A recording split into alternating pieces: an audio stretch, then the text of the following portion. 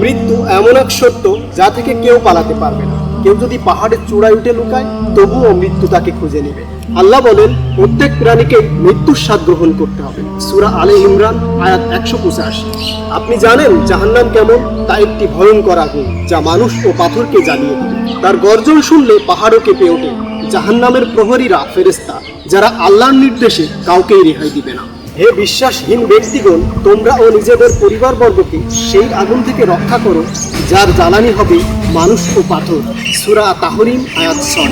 জাহান্নামে থাকা মানুষ বলবে, হায়, আমি যদি ফিরে যেতে পারতাম, আর পাপ না করতাম, সালাত পড়তাম, আর গীবত না করতাম, তবে এই শাস্তি পেতাম না। মহান আল্লাহ বলেন, তাদের মুখে সিল মেরে দেব, তাদের হাত আমাদেরকে বলবে, তাদের পা সাক্ষ্য দেবে তারা দুনিয়াতে কি কি করেছিল।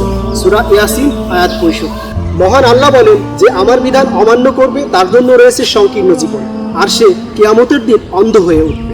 যারা আমার স্মরণ থেকে মুখ ফিরিয়ে নেয় তাদের জন্য থাকবে সংকুচিত জীবন। সূরা দোহা আয়াত 124।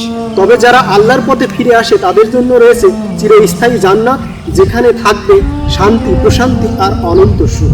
যারা বলে, হে আমাদের প্রভু, আমরা ঈমান আনলাম, আমাদেরকে ক্ষমা করে দাও এবং জাহান্নামের আগুন থেকে রক্ষা করো, তাদের জন্য রয়েছে চিরস্থায়ী জান্নাত। সূরা আলে ইমরান আয়াত 16।